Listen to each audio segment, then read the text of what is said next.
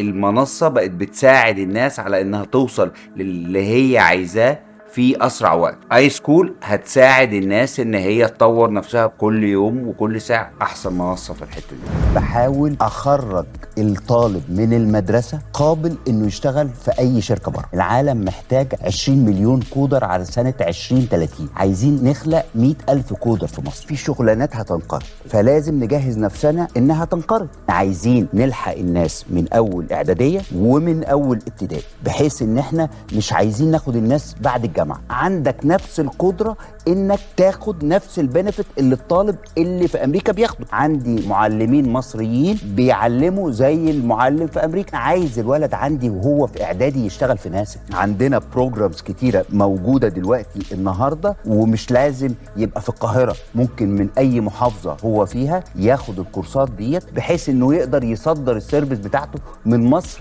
لبره وهو قاعد في بلد. في كورسات كتيرة جدا ممكن تاخدها اونلاين.